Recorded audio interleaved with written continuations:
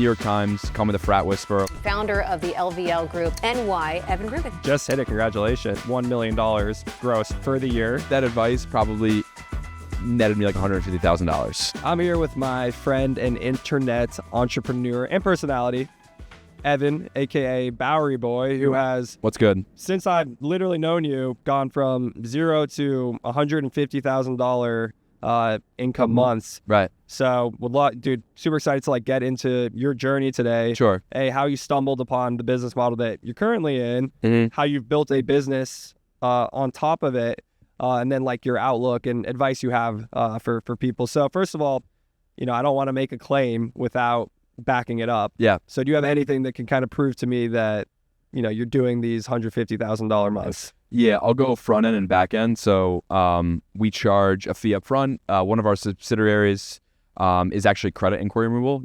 When you buy a piece of real estate, what I did for you would be $400. So I'm going to show you two different pieces. I hope you give me the friends and family discount. You did not pay me $1, man. So yes. So so this is the front end. Okay. Of front end checkouts. So, and that was in the month of November, because that's already happened. That's 36,600. Or year to date. I don't know yeah. Year to date, 184, but the last 3-4 months have been, 30K plus. Yeah. And then this is... Now we're going into QuickBooks. Check out my back end, bro. Pause. Hang on. All right, sorry. Internet connectivity. This internet Miami, consent sphere. Miami internet. Yeah. So on your, low ticket product. Okay. That's not accurate, So we're but that's seeing the some gross. bigger numbers here. Yeah. So we've got so far, just hit it. Congratulations. Thanks, man. The $1 million gross, right? For the year. Right. And then how about the month of November? The month of November I think I can click that here.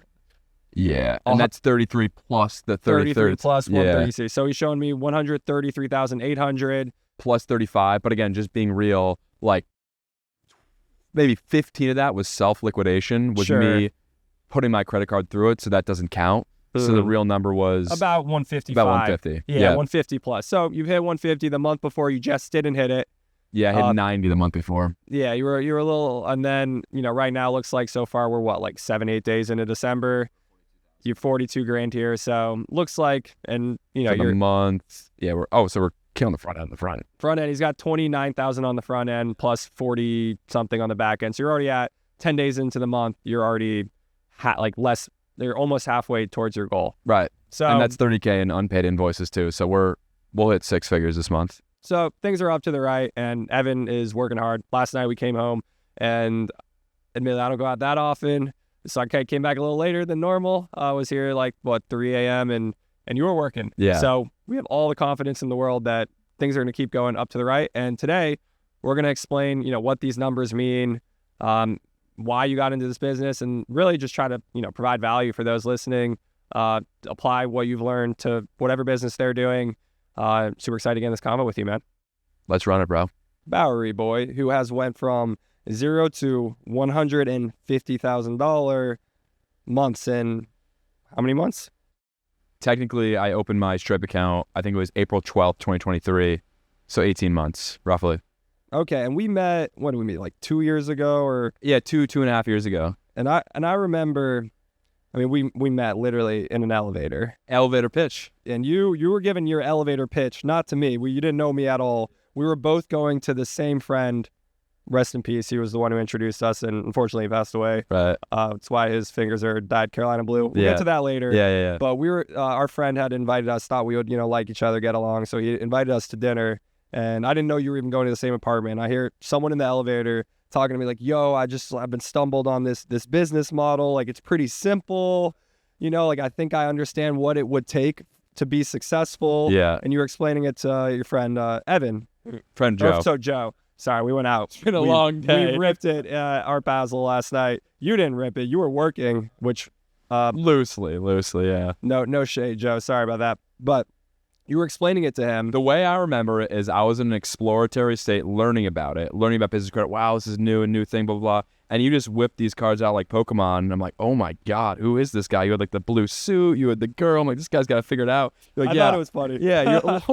I'm like, I really appreciate meeting people in life who show me what's possible. I'm like, okay, this guy right here who's younger than me has gotten $150,000. Like, who is this guy? And I was like, yo, I know what you're talking about. Like, I have 150. I whipped out 4 or 5 cards and was like, between these 5 cards, I have $150,000 of business. I threw it on the floor of the elevator.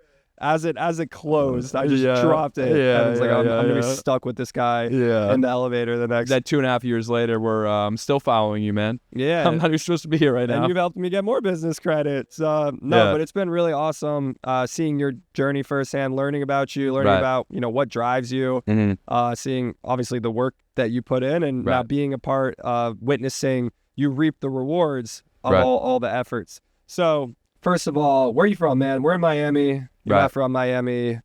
Like, what was your career? Like, how, you're 30 years old? Yeah, 30. So we met when you were 28? 27, 28, yeah. What were you doing before then? And then how'd you stumble upon, business credit, business financing? Yeah, so what is business credit? What do I do? I'll answer it sort of in a story because I learned about business credit in like a very, very organic way. Like, I applied it to my own life first.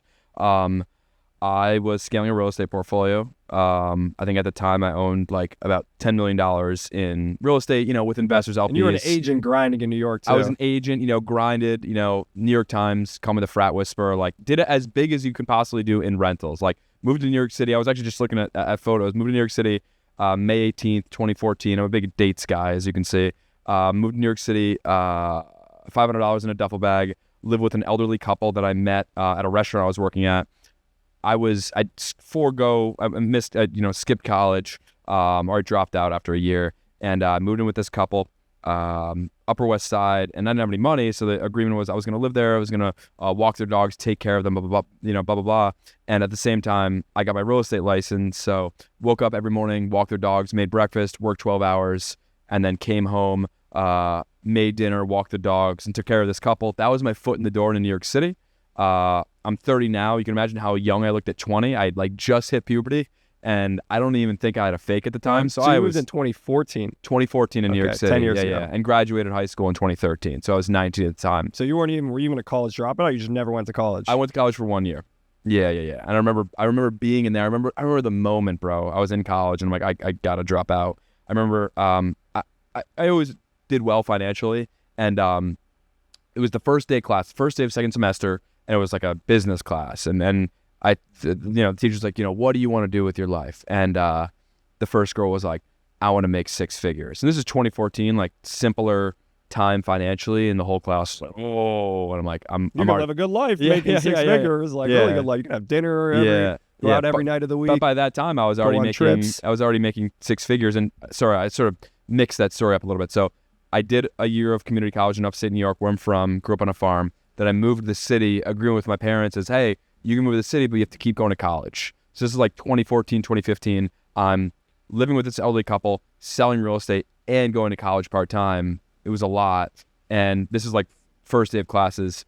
First girl was like, I want to make $100,000. I'm like, I'm already doing that. And then the second guy was like, his goal for graduating college is like, I want to start an LLC. And everyone's like, oh. And I'm like, dude, what am I doing here with these people? And the next day I dropped out. I just went on the computer, just unenroll, and never went back.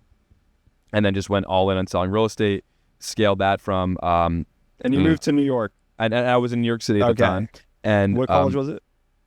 Borough Manhattan Community College. Notable alumni is Cardi B. I think Stephen A. Smith did a couple semesters there. But yeah, man. Evan Rugen. Yeah, man. Yeah, it was actually public speaking. I remember that.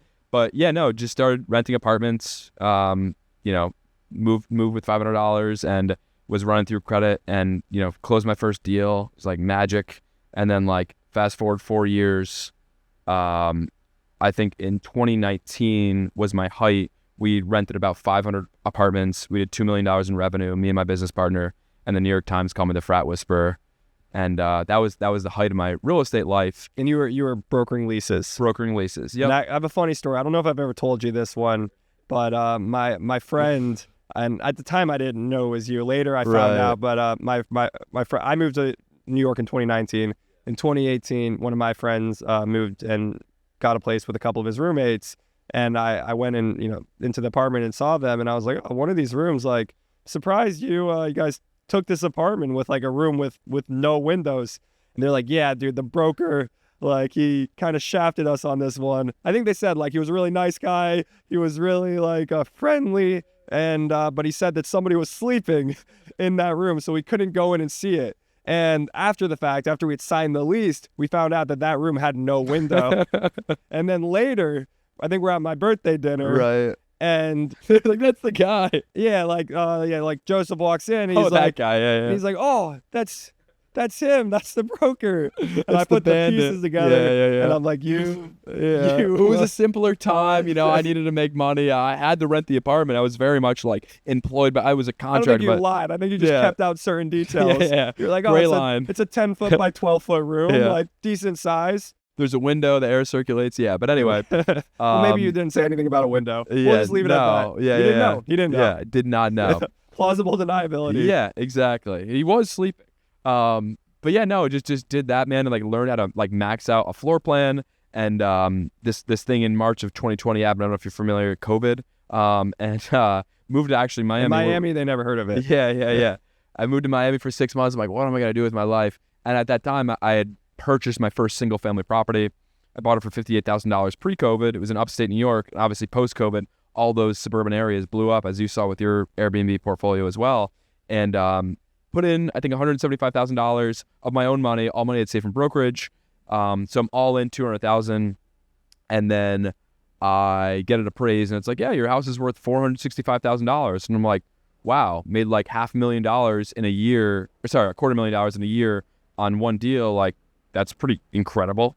Refinance, I got a check for $310,000 tax free, and I'm like, all right, let's scale this. And then I went from one single family to about at the height before I started selling about 15 single family and multifamily homes. And again, dates, April 12th, 2022, that was the first page of the next chapter. I was in Minnesota visiting my girlfriend. I know you have family in Minnesota, right? Like your grandma or something?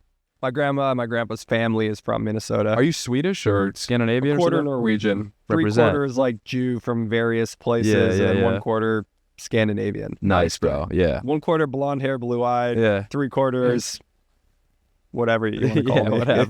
Whatever. But yeah, no, it was April 12th, 2022. I'm this like hotshot on Instagram buying all these real estate deals. And I checked my credit card. My credit had dropped 100 points because I got a collection on my car insurance. I bought a car during COVID, paid it, paid the lease 24 months in advance. I'm like, I don't want that on my credit. But the insurance got sent to the wrong address.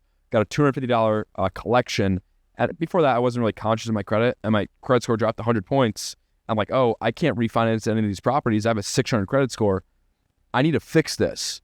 But I was super like embarrassed about it, because it's like, I don't know what it was exactly, but I was just self-conscious about it. And that happened April of 2022. And like for 6 months, I'm like, I'm just fucked. I just have bad credit. This is me. I remember I had like 15 credit inquiries in my credit report. And then finally, I'm like, I purchased all these properties with bridge loans. I'm like, I have to refinance or else I lose these properties. I lose all my equity. I need to figure this out. So I DM'd, I think, like 10 people on Instagram. I just typed in business credit and messaged the top 10 people. Like, hey, can you help me with the credit? Help me with the credit. And one guy answered me. It was a Sunday. His setter was working on the Sunday. No, it was him, bro. It was the real guy. Yeah, shout out Glad Credit, Vladimir. He answered me. He's like, yeah, bro, I can help you out. And I just sent him $1,000. And again, this is all on personal credit. So like I'm maxing out personal credit. Sent him $1,000. And in about a month, I went from a 650 to a 775 credit, deleted the collection, deleted all my inquiries, learned about my credit, and then I strengthened my file. Okay. So that's phase one. Phase one is credit repair. If you have negative items, everything can be deleted. Well, and that was phase one of you just learning that that's a service that you can pay for. Yeah. They can provide you value. Right. So that was, but let's go back to the real estate. So you were flipping upstate New York, which is where you're from. And I guess did something happen there? Like, why'd you stop doing that? I stopped doing that. It's very capital intensive, as you know. And, Jay-Z says the goal in life is to find your God-given skill set and live through that skill. And I didn't feel it was in real estate. Real estate's a great vehicle, great tax benefits. People make a lot of money, including yourself, in real estate, and it's all I ever knew. But like for me personally, I always say like it's a lot easier to fix a hyperlink than it is to fix a pipe. Yeah. And so I would, not to cut you off, just Yeah. given I have some, personal, not to steer the conversation here. No, you're the host, bro. You showed me a few of your properties. Yeah. I know one of them in particular, you were like, yo, like, I'm trying to sell this thing. It's losing me money right Yeah. now. Like, what can I do? Yeah. And I said, well, your pricing's all effed up. Your listing's all messed up. Like, all right, just give me the login. Like, Oh, dude, you let me definitely, sync it to my pricing. with that advice, probably netted me like $150,000. So thank you, bro. And just to explain, Yeah, explain. Evan had a place, beautiful place upstate New York. Purchased it well, bought it I was very good at acquisitions, but the actual management, operational, you're way better at that. I think it was it was 2 properties on a property, but it was That's right. subdivided lot. Mm-hmm. So you had sold off one of them, Right. but you we're having trouble selling off the other one. Yeah. Didn't really have any bookings, and Right. I'm an Airbnb guy. For some, you guys don't know, I do short-term rentals. I have a boat rental business, but predominantly single-family homes. I have a software company called BNBCalc, but that's what I do. It's what I geek out on. Evan was not geeking out on that. He just wasn't interested. I was trying to explain to him like how to do things. Like, yo, just do this, do that. And it was just like knock, knock, nobody's home. Right. He wasn't interested. So I just said, all right. I was interested, but I just didn't have the skill set that you have crafted over years and years of doing I'm this. sure it would have taken you time to figure it out, but I just said, all right, just give me the login. Like, I'll do it for you. Yeah, I'm not trying to put you in a spot, but I kind of want to praise to be like, yeah, even though stuff had gone up in value, like I had refied things and taken a lot of debt, and like I wasn't operating them well, and Right. like things kept breaking, Yeah. and like I was burning like a lot of cash. I was Yeah. burning a lot of cash, and it would have been a big overhaul for me to like. I had the long-term money coming in, the appreciation, all that Yeah, stuff, but I was didn't have burning that cash. short-term. Yeah, I burning was cash for I was sure. losing cash, so I needed something that could like make me cash, and maybe Well, first, it's just, maybe I I'll- needed additional debt. Yeah, And then I'm like, oh shit, let me turn this into a service, because like random people were hitting me up like, yo, can you help me do what you did? Like I would tell you about it, and then your friend would hit me up like, oh, I have a business here. And I think you didn't even tell me, but I remember. So I linked your properties to my like pricing tool, Right. And a couple months later, I'm like, yo, what's going on here? Like everything's blocked off. Right. Like it was doing well. I was like, I think you got July up to $12,000 or something. And you were like, oh yeah, by the way, yeah, I sold that property. Thank you. Yeah. It definitely helped to have these bookings on the calendar and to show the new owner that this property could actually get rented out. Yeah. Yeah. but No, I that was guess- incredible. But was it safe to say that while everything had gone up in value, and you talked about the tax benefits and all that stuff that comes with real estate, you weren't making money, like cash? Right. I had no short-term income. And also it's like operating real estate is expensive, especially if you're buying old Victorian homes, the furnace goes, and you have to, maybe you have to refund a guest, and it's just, you have to pay your contractors. That's $10,000 a week. And I needed another vehicle to just get access to money, whether it's debt or income. I needed to figure that out. And that's sort of what led me to the next venture. So you had a personal need Right. for financing. I had a personal need because it started with the credit repair, because I needed to refinance. And after I got that nugget done, I'm like, okay, that's done, but I still need money now. Like my credit's fixed, but I still need money. And what was happening is I was getting all these offers in the mail. Like I don't know if it set off some algorithm, but I started getting all these, offers like, hey, we want to give you access to money now. I'm like, oh, this is great. Somehow my credit score must have triggered that that was eligible to get capital. And then again, touch base with another mentor, and he sort of taught me the next step of building out my credit, increasing my credit lines, removing credit inquiries, adding all my rent onto my credit, like strengthening my file. So like number one was repairing my credit. Number two was strengthening it, because like what I always say to my real estate guys is for every 10 points your credit score is lower, on average you'll pay an extra $30,000 in interest over the course of your loan. And I do confirm. For example, I had Evan help remove some of my inquiries. I have a good credit score. I think I was like a 750, but it's like 760 and above is where you're that top, you're getting the best rates possible on a 30-year mortgage. Yeah. So Evan helped me out. I got to like 800 for the first time Gotta keep ever. you there. I was so excited. And then all of a sudden, I'm under contract on 2 properties right now, but all of a sudden I got my hard inquiry because of the first loan application. And it came back and it was like 757. Yeah. And I was like, dang. And I looked at what it was, and I didn't realize that I was an authorized user on a card that had like a $30,000 balance. Yeah. And all of a sudden my utilization had went from, 3% to 28% or something. Right. And I digress, but it's a real dude, thing. Like everything, your score matters. Everything in your life is more expensive if your credit score isn't optimized. Your credit card, your car, your mortgage. I'm like, yo, like, let's repair your credit. Let's strengthen your file because then you'll save money on everything. Like I see some of these people taking car notes now. They're like, yeah, my payment's, $1,000 a month. I'm like, yo, with good credit, that would be $600 a month. So, but I want to get into, I get the need for the service. So you get someone's score up, you help them get access to funding, which we haven't really touched on. But I want to know how the business works. Like, how does the business, like, when did you learn, like, oh, people are helping people do this, and they're charging a fee. Like, this is a business model. Like, you saw it was in need. Yeah. When did you learn about the business model behind it? I'm like, again, very organic for myself. Like I got funding, or no, I did not get funding. I repaired my credits and now I'm an eligible person. And I reached out to someone. He's like, yeah, I can help you out. It's 10%. I'm like, whoa, that's a whole nother thing. So you charge 10%? Like you get me money and you get 10% of the money? Yeah. And that was a foreign concept to me. And me being a self-starter, grew up on YouTube University. I'm like, that's fair. I get that. But let me learn about this. Let me see if I can do it myself. And that's about when I met you, right? Right. About that time. This would have been like 2022. Yeah, I hadn't made $1 online yet. I hadn't made $1 through a Stripe account. But you were like, yo, I've learned about this business model organically. I'm going to start researching it. Right. I was in that first 3 months, like you're like the starter Pokemon. Like you just got there. You just arrived. Like, okay, like gathering information. Because it's a lot to take that first step of being a thought leader in your industry. You have to know what you're talking about. So what did you do to absorb this world? Was it YouTube? YouTube University, getting mentors. Like I've spent in my credit education, I've spent over $40,000, $40,000 to $50,000 just getting access to information. For example, like if you meet one person who helps you connect you to a relationship manager at a certain bank and you use that relationship manager, like we've had some relationship managers that have netted us, 6 figures just from one person, from one connection. This information is so valuable. So to answer your question, a lot of mentorships, a lot of paying to be in certain places, because anything, as you know, anything you pay for to be at, there's just a higher level of people because it's like, one, they have some disposable discretionary income or money to pay for that, and two, they're going to take it seriously.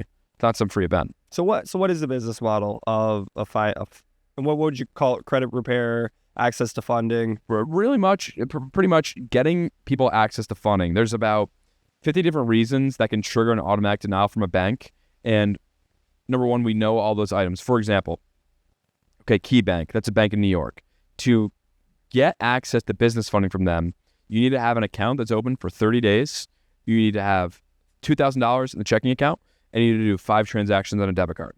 You would never know that as the average consumer. And that's the secrets of the bank that we know just because we run one of their automatic rules. Automatic rules. If you could have an 850 credit score, and if you're not hitting that metric, denied. You have more than 5 inquiries, denied. If you walk into a bank, you could be operating on 60% margins with your real estate business, and you say, hey, I work in real estate, automatically declined.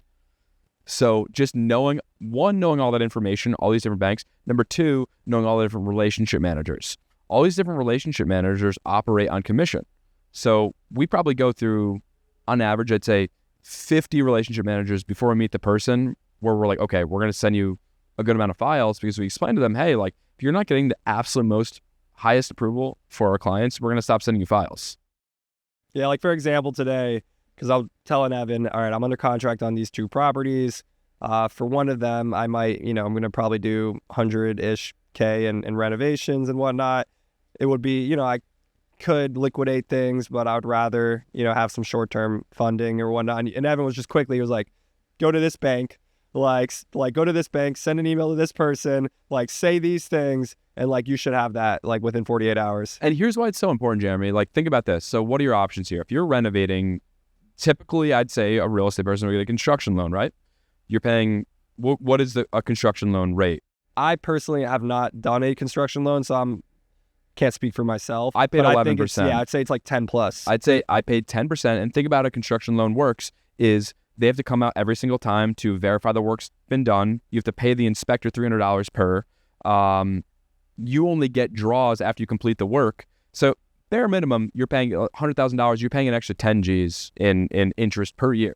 Or you get $100,000 in business credit at 0%. You can use the money on whatever you'd like to spend it on. You don't have to come up with some draw list. You don't have to have an inspector come out. And it's not tied to the property as well. There's no second position lien.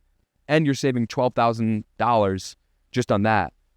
So it's just such a great tool for business, man. Like, you need access to capital. Yeah, actually, I didn't tell you this, but last year, so I went on a partnership with my friend on a $640,000 short rental property. Right. And my portion, so I got like a setup fee for, finding the deal, setting it up, making sure, furnishing it, all that. And then my portion, I also brought equity to the deal. My portion of that investment was a 0% APR credit card. 12 months later, we refied the property, got at 640, refied it at 820. So we were able to pull out cash, and I just paid back the credit card. I didn't honestly expect that to happen because, real estate prices are not appreciating like they were, 3-4 years ago. I think it just really got a good deal and operated it right. But it was pretty cool. It was like, okay, I put everything on at 0%, didn't bring any cash to the deal. And then a year later was able to, it felt really good to not see that credit in my bank account anymore. Yeah, no, I got you. No, at this point I've gotten myself, I think the number is like $775,000 in business credit, without ever producing a tax return, and also without ever producing or paying $1 of interest.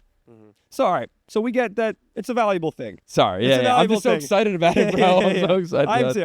It's something I do, it is, don't drink that wisely, yada, yada. By the way, look at this guy right now. Look at the setup. He's got the Birkenstocks, the Last Supper 11s. He's got the Celsius, rugby shirt. Dude's handsome. All right. But let's get back to, I guess, this specific type of business.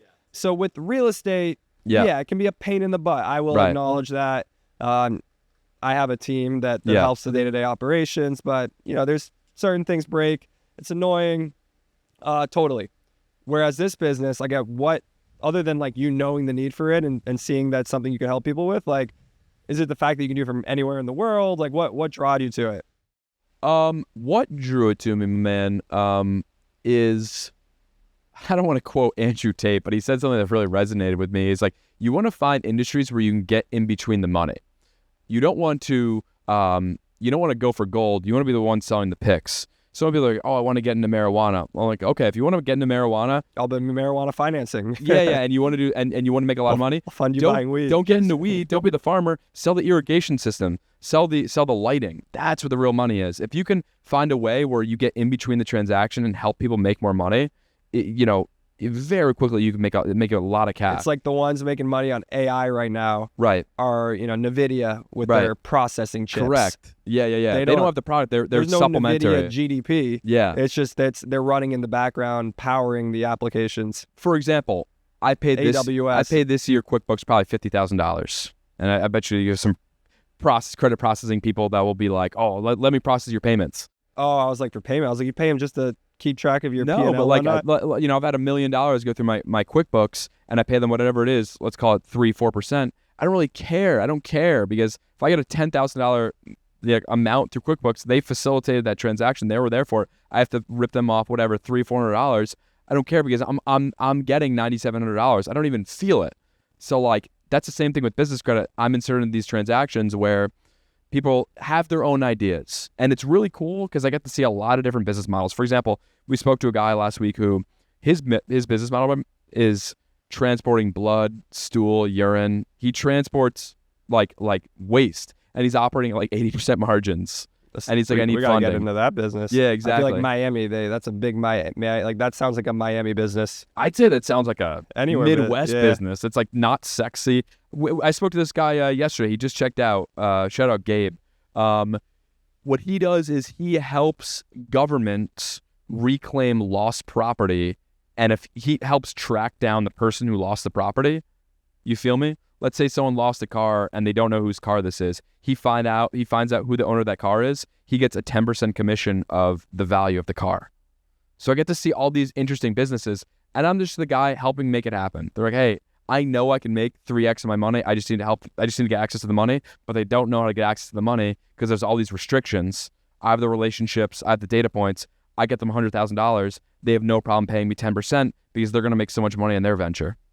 So when you were trying to benchmark and say, all right, 2 years ago, I'm spending this time on this. Was it like 1 year from now, I want to be making $30,000 a month. 2 years from now, I want to be making $150,000. I guess were you just like, I'm going to wake up every day and just do this and see what happens? Or did you have specific goals in mind? You definitely try a little bit harder when there's a scoreboard, and you try even more hard when you're in competitions with your friends. I love how he smiled when he said scoreboard, because he literally puts a scoreboard like, on his wall at his apartment in New York. Yeah, he has a drawn like scoreboard. Yeah, there's he meant that literally. No, straight up, bro. And it's like, I think Kate's brother asked me the other day, he's like, would you start a business with your friend? I'm like, no way. You make friends through business. I think that's why we get along. You know, shout out Ethan, Joe. We're all sort of marching towards the same number. And, you know, I had a bet with a few friends of who's going to hit 100K a month first. I came in second, but I still ended up there. And I'm like, okay, cool, 100K a month. Was I on the bet? Nah, you weren't there. I think you'd already passed it. Was I part? Low margin, not the margins. Yeah, I mean, the businesses, the actual real estate, like we do volume, and margins are good, about as good as you can get in real estate. But the digital products margins are just going to be better. Yeah.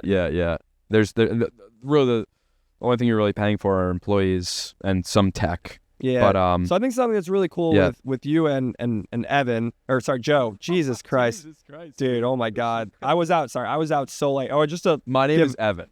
Yeah, Joe Evan, is another guy. Friend. And Much more handsome. They're like guy. best friends. So Joe, Evan, right. when I was out till 3 last night when I came back. Yeah, 3:45. Which for me is about as late as I ever go out at this point. We come back. Evan was working. Like he had his monitor out. He was making a webinar.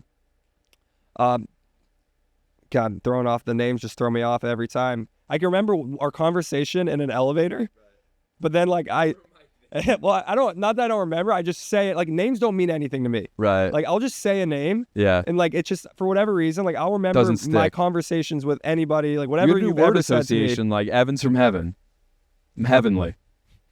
All right, I'll write that one down. I mean, if you give me a number, I won't forget the number. Again, it's not forget. It just doesn't mean anything to me. So like I'll say you know the net margins of my business and how much I made last month, but you don't know my name. I'll say the wrong name. Right. I won't say the wrong net margins. Right. But I'll say the wrong name. Yeah. I digress. Right. Back to your regularly scheduled programming. So sure. you did create a scorecard initially. I guess what was that? Were you able to hit it? Were you able to? Yeah, I smacked that thing, man. The first initial goal was 10K a month. Like, all right, if I get 10K a month, I'm chilling. And then I got there, I'm like, that's like 2 files a month. That's so weak. Let's get to 100K. And that was really the metric I went for. But it can't purely be financial. Another scorecard I look at are the 4 parts of my business: advertising and marketing, setting, closing, and fulfillment. And I want to give a shout out to setting, because that's the one that gets overlooked the most. So you know what advertising and marketing is. You know what closing is. You know, how good is your closer, the presentation, how good is the fulfillment. It's like, okay, if I pay for a steak dinner, how good is the actual steak? That's a fulfillment. But the setting is what people, I think, really miss on. For layman terms, DMs. Let me enhance on that. The setting is, and I love the analogy of the restaurant because it really has 4 key components.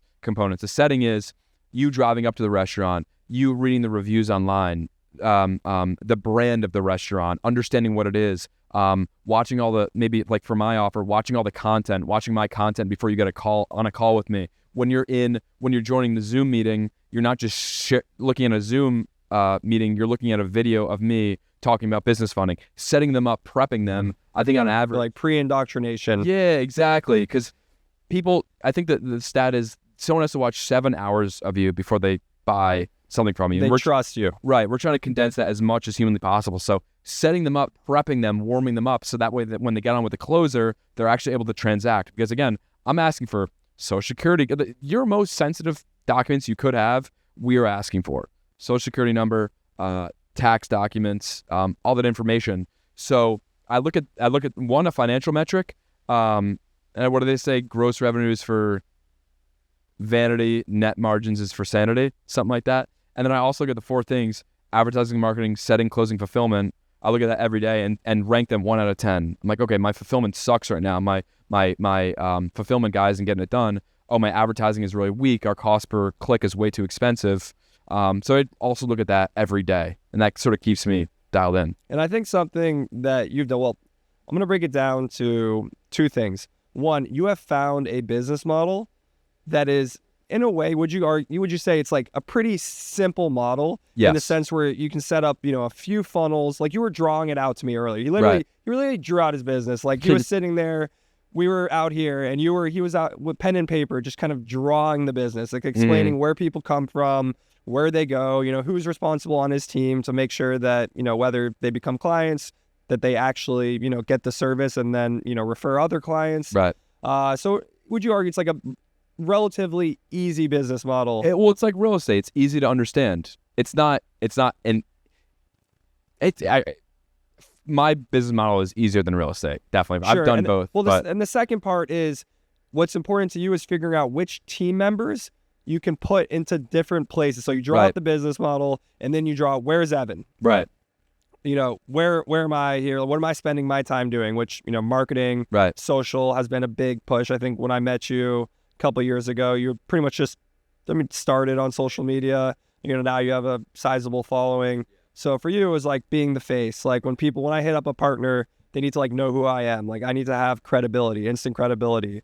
So I guess would you say, hey, it's the model itself, but then also figuring out what's the best and highest use of your time, and then building the business in a way where you can spend your time doing what's the most valuable? For me personally, in my opinion, for any business, the most valuable thing a CEO should be doing is screaming from the rooftops, talking about your company, telling people about it, getting people in the door, And again, going back to my example earlier, it's tough to do that if your setting isn't on lock, because your advertising and marketing would be great, but if you go to a setter or the person isn't prepped properly, they're not really going to transact. They're not going to get to the closer. So it's really like a 4x1 relay. It starts with the advertising. I'm running. I said it to the setter. Hey man, warm this person up, prep them up. That can be done through email automations, text automations, seeing the content they see online. The actual person, hey, you have a call with our closer in 20 minutes. You're going to be there? Great. Do you have any bankruptcies? No. How's your credit score? What do you use the money for? The information. Prepping them. And then they pass the baton to the closer. The closer's a schmuck. Advertising, marketing, setting can be thrown out. The closer's got to, be knowledgeable of the product, run through their exact scenario. And then if they close, and again, to get into the metrics of everything, so we charge a small upfront fee, but we're largely success-based. So yeah, sure, they can pay the $500, which would cover the cost of acquisition of getting that customer, but I'm not here to break even. I'm here to make money. So they could get closed. I could have a nasty closer and, really adds value, but fulfillment isn't there. Then it's all for nothing. So it's really a team effort, and the closer passes the fulfillment, the client gets the money, they pay us the fee, and everyone leaves happy. So I guess what are your 3 biggest takeaways from doing this last few years? And you've gotten I like to quantify things, put things, metrics. For you, let's call it a 10% fee. So if you're 10%, I'm sure different people, different affiliates, whatnot, but let's just keep the math simple. How much funding did you provide last month? About $2 million in business credit cards and business lines of credit. And that's all over the place, man. That could be as low as someone is starting their credit journey and they just get a $3,000 credit card to build out their file, to as much as last month we had a guy pay us $20,000 on a $200,000 line of credit for his landscaping business. And he had already gone to 10 different banks and got denied. But I'm like, look, you have to structure your business this way. I'm connected to this banker. That's how we're going to get it. That's what the value is. And then do you have a specific goal? So we went from 0 to providing $2 million worth of credit, thus mapping to around $150,000. Do you have goals for 2025? Yeah, I'd say short-term Q1, we are going to hit a $200,000 month for sure. I love every time I've seen Evan, he's been like, next month we're hitting $75,000. I'm not sleeping.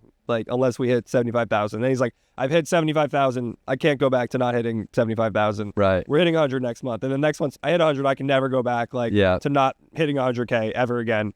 Like, it's like the bar keeps going up and then it's like, I can't go back. I can't go back. Reach it. And then the 100,000 becomes the floor. I'm like, oh, I hit 100K. Because look, I have this closer. Shout out Aaron Tice. Aaron Tice, I know you're watching this. He's a mentor of mine. He's a closer. He has worked with me in real estate and all that stuff. And he's a little bit older than me. He's all these great quotes. And he's like, Evan, you accept the reality you're presented. So after you hit 100K, it becomes normal. You're like, this is okay. Let me go to the next level. Yeah. And I think it's cool that you having one business, it like makes a goal simple. Right. Because for me, it's dude. Have like, I don't even, however LLCs. The number of LLCs I have. Oh, back in college, I was like, I want 27 LLCs. Dude, the BOI requirements. They threw it out. You see that? I'm so happy they threw it out. Oh my God, I know. Because it was such a pain because I have so many partners. I was about to launch that business, by the way. I was about to launch BOI registrations because it goes hand in hand. But my accountant was like, that's a lot of liability to do. So, but for me, it was just a pain because I'd get all my partners, addresses and their IDs and had to fill that format, and for whatever reason I filled it out once and it was like something like the system is like down right now or something. It's a state organization. It's gotta be shitty. But having one business and being able to have one goal and work every day to that one goal and figure out what your best and highest use is honestly beautiful. And it's something, I like everything that I've done has taught me a lot. I feel like I'm very knowledgeable of a lot of different things, and if I'd done one thing, I'd be very knowledgeable of that one thing. Right. But that has its benefits. Yeah. No, I agree with you. I agree with you. I thought there was going to be a question there. No, there wasn't. It's more of a statement of being like doing one thing is awesome. 3 takeaways. Number one, I mean, I don't even know if this is a takeaway. I'd say in terms of future plans, it's okay, I learned how to build a funnel. I learned how to build a proper business through this vehicle. And now, I mean, big picture, I'll have so much business financing. I'm going to be a very dangerous man. I know how to get the cheapest and the most available capital possible. And then I'll also be able to know how to run a funnel. So I can go into any business. I can go into a pool company, a fencing company, whatever. I'll help you get capital to buy. Well, no, not even that. Let's take it to the next pool level. Equipment for your. He's 70 years old. He wants to sell his pool company and he's not sending SMS text messages. He's not doing email automations. He doesn't have any social media presence. I now know how to do all this stuff and I have access to capital.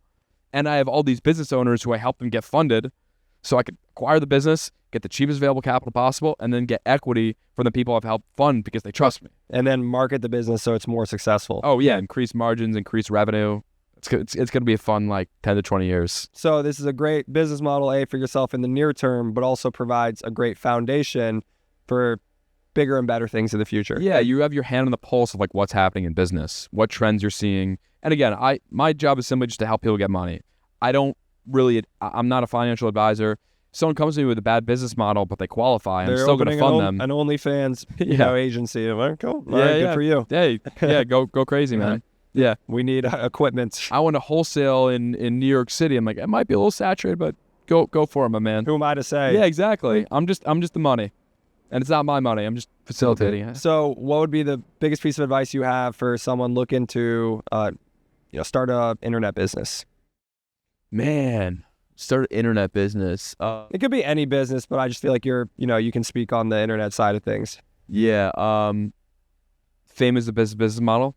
If you have a certain amount of eyeballs, you can funnel them into a certain direction. And for example, I met this guy where, I think it's human nature to think, oh, things are saturated. I don't know. It's a natural thing to think, but I met a guy who I think he does $2 to $3 million gross. I don't know his net, but he provides financial advice, and people are going to know who this guy is. He provides financial advice to tattoo artists.